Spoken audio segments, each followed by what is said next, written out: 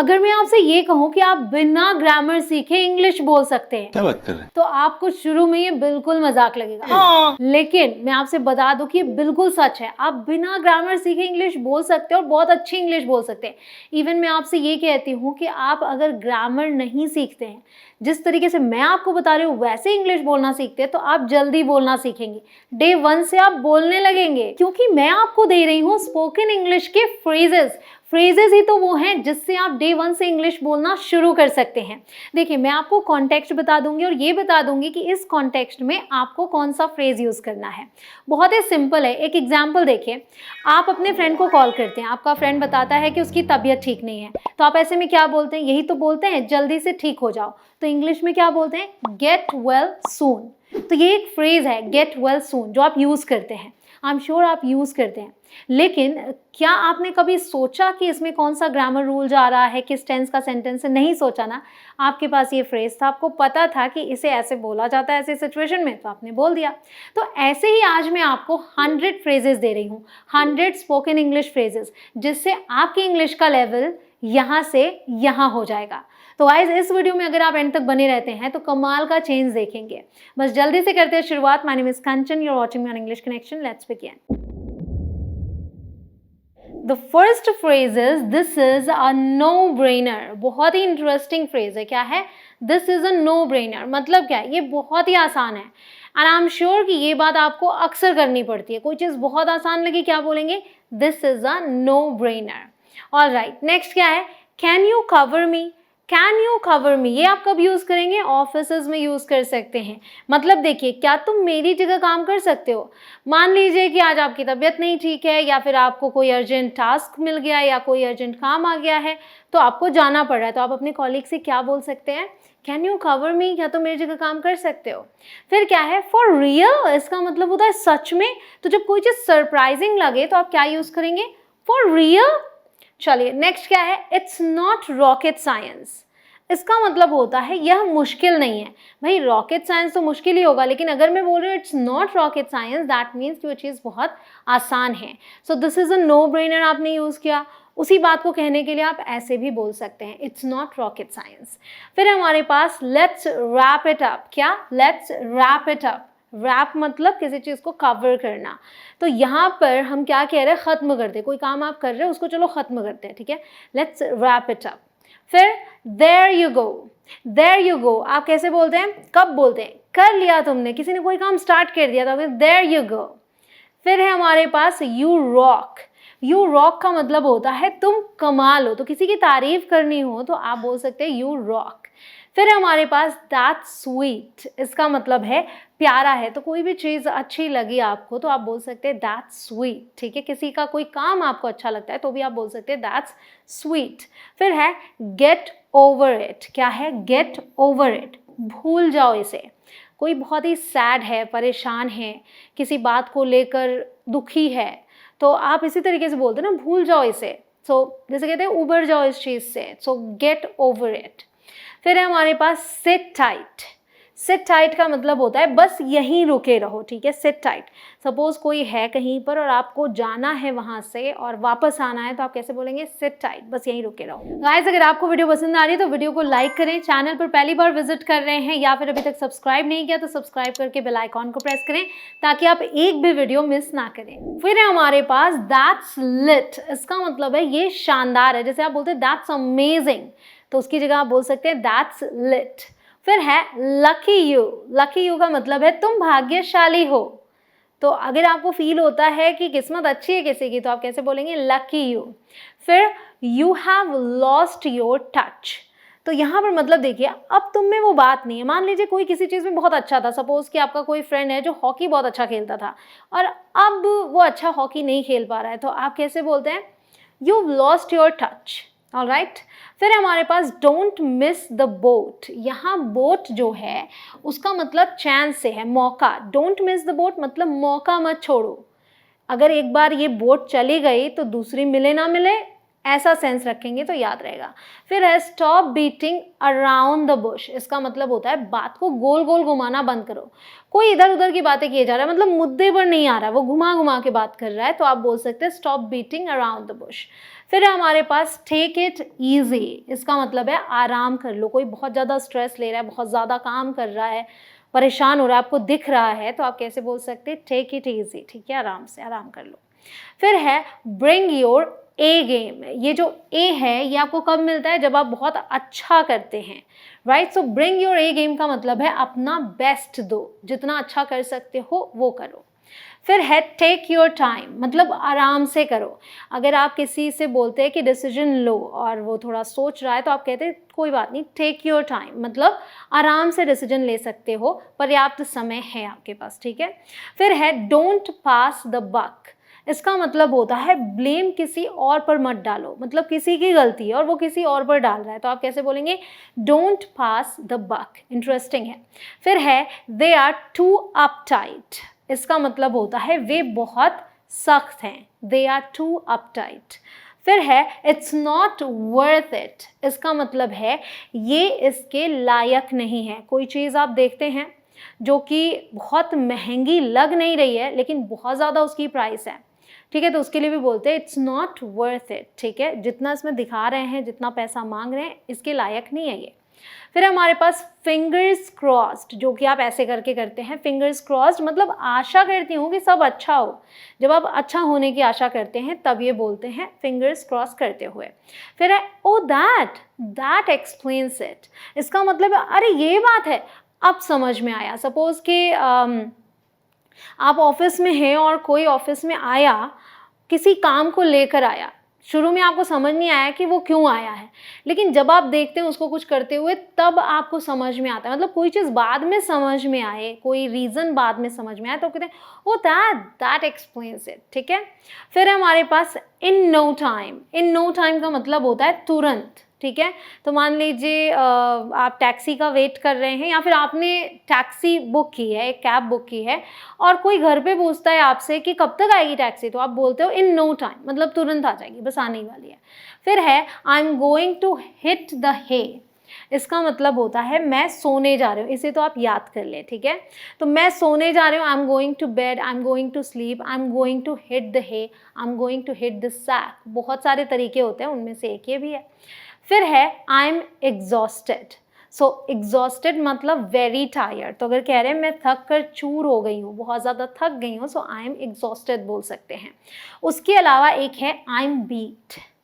वही मीनिंग आप कहना चाह रहे हैं मैं थक कर चूर हो गई हूँ, कैसे बोलेंगे, आई एम बीट। अगर आपको ऐसी वीडियोस और चाहिए तो कमेंट सेक्शन में लिखिए दिल मांगे मोर, या फिर आप अगली वीडियो का टॉपिक भी सजेस्ट कर सकते हैं। फिर है दैट्स अ रिप ऑफ।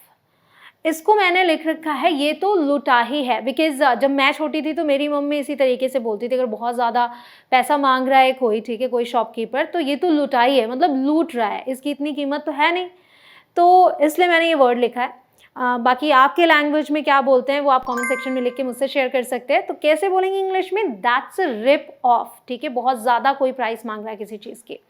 फिर है आई एम स्टार्विंग और आई एम फैमिश्ड। जब आप कहते हैं मेरे पेट में चूहे कूद रहे, बहुत ज़्यादा भूख लगी होती है, तब आप यूज़ कर सकते हैं इन दोनों में से कोई भी, या तो स्टार्विंग यूज़ कर लें या फैमिश्ड यूज़ कर लें।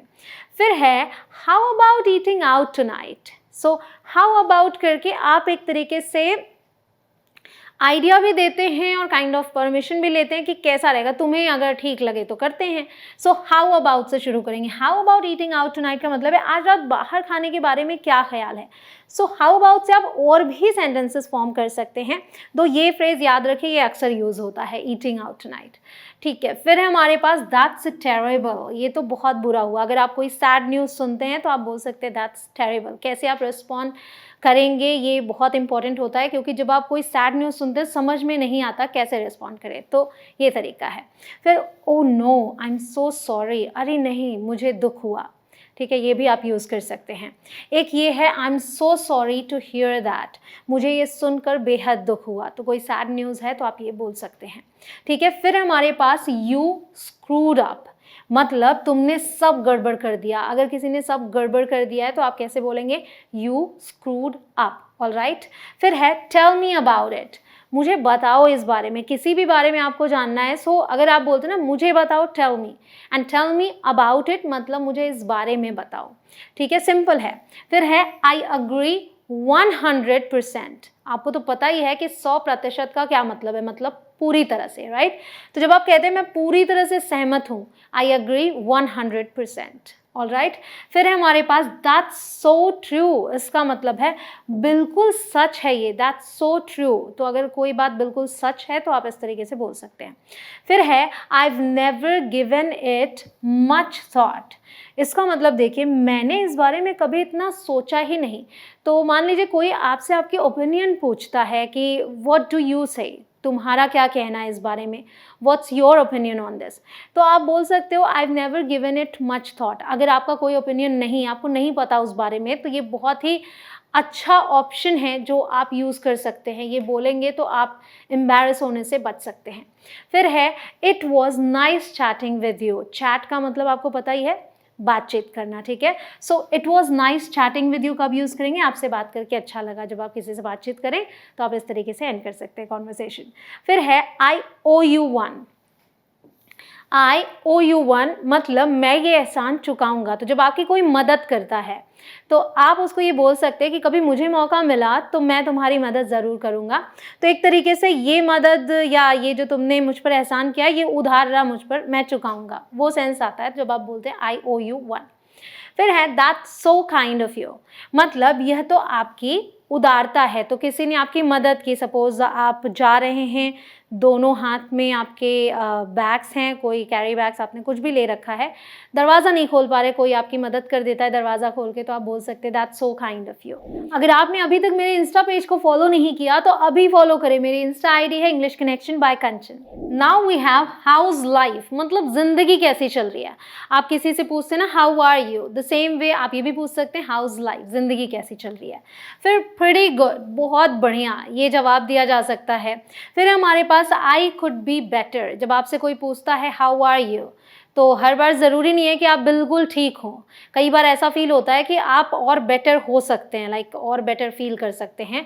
तो आप कहना चाह रहे हैं बेहतर हो सकती हूँ, आई कुड बी बेटर। फिर क्या है हाउ आर थिंग्स, सब कैसा है। So how's life, how are things, there are many ways. How are things, सब कैसा है। व्हाट्स न्यू भी आप पूछ सकते हैं, नया क्या है, ज़िंदगी में नया क्या चल रहा है, व्हाट्स न्यू। फिर हमारे पास I am feeling under the weather.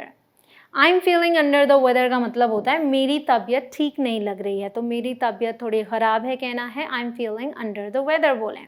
Interesting है। फिर क्या है it's a piece of cake. Piece of cake इसका मतलब है ये तो बहुत ही आसान है, ठीक है। तो ये तो बहुत ही आसान है, बोलने के भी कई तरीके हैं, आपको मैं 2 दे चुकी हूँ, ये तीसरा। फिर आई अप्रिशिएट दैट, मतलब मैं सराहना करती हूँ। तो आप किसी की तारीफ़ करते हैं तो इस तरीके से बोल सकते हैं आई अप्रिशिएट दैट, ठीक है। फिर है हमारे पास sorry I am running late, मतलब माफ़ करना मुझे देर हो जाएगी, ठीक है। Sorry I am running late, तो आपको अगर देर हो चुकी है, आप देर से निकले हैं घर से, तो आप ऑफिस में कॉल करके बोल सकते हैं sorry I am running late. फिर है वेयर आर यू फ्रॉम, आप कहाँ से हैं। किसी से आपको पूछना है आप कहाँ से हैं, क्या पूछेंगे वेयर आर यू फ्रॉम। फिर nice to meet you. Nice to meet you का मतलब होता है आपसे मिलकर अच्छा लगा। पहली बार आप किसी से मिल रहे हैं, जब आप नेम से एक्सचेंज कर लेते हैं तो उसके जस्ट बाद आप बोल सकते हैं नाइस टू मीट यू, ठीक है। फिर हाउ डज दिस लुक, ये कैसा लग रहा है। हाउ डज दिस लुक, तो किसी भी चीज़ को दिखाकर आप पूछ सकते हैं ये कैसा लग रहा है। मान लीजिए मैं अपनी ड्रेस के लिए पूछूं हाउ डज दिस लुक, अगर मैं ये पूछूंगी कि ये मुझ पर कैसा लग रहा है तो मैं पूछूंगी how does this look on me, alright. फिर है what does this look like, देखिए फ़र्क है, हाउ डज दिस लुक था, ये है what does this look like. तो लुक लाइक आ गया, ये किसके जैसा दिखता है, ठीक है। तो किससे रिजेंबल कर रहा है, ये ध्यान देना है। सो ये किसके जैसा दिखता है पूछने के लिए, कोई भी चीज़ अगर आपको पूछनी है तो आप ऐसे पूछेंगे। Could you please repeat that? Could you please repeat that? इसका मतलब क्या आप दोबारा बोल सकते हैं प्लीज़। तो किसी की बात आपको समझ में नहीं आई तो आप ये बोल सकते हैं, या फिर आप सुन नहीं पाए तो भी आप ऐसे बोल सकते हैं। फिर है आई डोंट अंडरस्टैंड, मुझे समझ में नहीं आ रहा है, ठीक है। तो अगर किसी की बात आपको समझ नहीं आई तो ये बताने का तरीका हुआ आई डोंट अंडरस्टैंड। फिर आई डिडंट कैच दैट, मैं समझ नहीं पाई, आई डिडंट कैच दैट। तो ये जो कैच हम यूज़ करते हैं ये दोनों चीज़ों के लिए यूज़ होता है, या तो आप सुन नहीं पाए या समझ नहीं पाए, ठीक है, दोनों सेंस होगा इसका। Can you speak slower, slower मतलब जिस स्पीड में आप बोल रहे हैं उससे कम। So can you speak slower मतलब क्या आप थोड़ा धीरे बोल सकते हैं, आपको वर्ड समझ नहीं आ रहा है, वो इतना फास्ट बोल रहा है, तो आप इस तरीके से बोलेंगे तो वो धीमे बोलने लगेगा, फिर आप समझ पाएंगे सभी वर्ड्स को। आपको ये फ्रेजेस पसंद आ रहे हैं ना, और ऐसे ही अगर आप 100 फ्रेजेस और सीखना चाहते हैं तो ये वीडियो आपके लिए परफेक्ट है। इस वीडियो को देखने के लिए आपको यहाँ आई बटन पर क्लिक करना है या फिर लिंक डिस्क्रिप्शन में मिल जाएगी। फिर व्हाट डज दैट मीन, अगर कोई पर्टिकुलर वर्ड आपको समझ नहीं आया किसी का तो आप क्या बोलते हैं, व्हाट डज दैट मीन, इसका मतलब क्या है, तो वो आपको बताएगा उसका मतलब। फिर how do you spell that, ठीक है, मान लीजिए किसी वर्ड के बारे में या कोई वर्ड कोई आपसे बोलता है फिर भी क्लियर नहीं हो रहा है कि वो क्या बोल रहा है, तो आप कह सकते हैं, पूछ सकते हैं how do you spell that, मतलब आप इसे लिखते कैसे हैं, ठीक है। किसी का नाम हो गया, वहाँ पर बहुत ज़रूरत होती है स्पेलिंग पूछने की, तो भी आप ऐसे पूछ सकते हैं। फिर है हाउ इज़ इट गोइंग, इसका मतलब कैसा चल रहा है। So how is life, what's new, how is it going, how are you doing, there are many ways. फिर है हमारे पास लॉन्ग टाइम नो सी, इसका मतलब काफ़ी समय हो गया हमें मिले हुए, तो जब आप किसी से काफ़ी दिनों बाद मिले तो ये फ्रेज़ यूज़ करें, लॉन्ग टाइम नो सी। फिर है व्हाट्स गोइंग ऑन, मतलब क्या चल रहा है, what's going on, go on का मतलब चलना, सो क्या चल रहा है। फिर हमारे पास what have you been up to, इसका मतलब है क्या कर रहे हो। तो सपोज़ कि आप किसी से पिछली बार मिले थे और फिर उसकी ज़िंदगी में क्या कैसे चल रहा है ये जानना है, तो आप पूछ सकते हैं what have you been up to, ठीक है। फिर है कांट कंप्लेन, बस चल रहा है। जैसे अक्सर ऐसा होता है कि आप किसी से हाल चाल पूछे तो बोलता है बस कट रही है, चल रही है ज़िंदगी, बस ठीक है, मतलब ना बहुत वो खुश है ना बहुत उदास है, लाइक सब कुछ बस चल रहा है, ऐसा बोलना होता है, तो कांट कंप्लेन बोल सकते हैं, बड़ा इंटरेस्टिंग है। फिर है हाउ डू यू नो, तुम्हें कैसे पता, हाउ डू यू नो, तो ये एक टोन होगा इसमें, ध्यान दें आप, हाउ डू यू नो मतलब मैंने तो तुम्हें बताया नहीं, तुम्हें कैसे पता, ऐसे में आप इसे यूज़ करेंगे। फिर है दैट्स अ गुड वन, ये अच्छा था, ये कब होगा, जैसे कोई जोक मारता है तो आप कहते हो दैट्स अ गुड वन, ये अच्छा था। फिर है हमारे पास थैंक यू एनीवे, इसका मतलब होता है फिर भी धन्यवाद। तो जैसे आप किसी से मदद मांग रहे हैं बट वो मदद कर नहीं पा रहा है, ठीक है, उसने मान लीजिए कोई रीज़न दे दिया कि मैं नहीं कर पाऊंगा मदद, फिर भी आप उसे थैंक यू बोल रहे हैं, तो कैसे बोलेंगे, थैंक यू एनीवे, मतलब फिर भी धन्यवाद कर रहा हूँ मैं आपका। फिर है थैंक यू इन एडवांस, जब आप पहले ही किसी को थैंक यू बोले, ठीक है, तो आप किसी से मदद मांगते हैं, वो करने को चलिए राज़ी हो गया, तो आप कहते हैं थैंक यू इन एडवांस, मतलब पहले से ही धन्यवाद, जो आप मदद करेंगे उसके लिए पहले ही मैंने बोल दिया। Did I get you right, इसका मतलब है क्या मैंने तुम्हें सही समझा, did I get you right. जब कोई कुछ एक्सप्लेन कर रहा है तो आप खुद से कुछ बताते हैं कि अच्छा मैं ये समझ पाया हूँ, बताने के बाद फिर पूछते did I get you right, मतलब मैं सही समझा हूँ ना।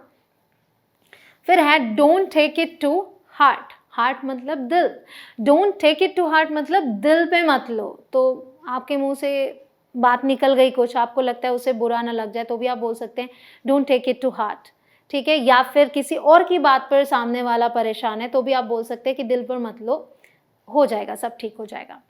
फिर हमारे पास I didn't catch the last word, मैंने आपको बताया कैच के दो मीनिंग होते हैं, यहाँ देखिए क्या है, मैं आखिरी शब्द सुन नहीं पाई या फिर समझ नहीं पाई, तो भी आप बोल सकते हैं आई didn't catch the last word. तो किसी ने पूरा सेंटेंस बोला, आप लास्ट वाला नहीं समझ पाए तो आपने पूछ लिया।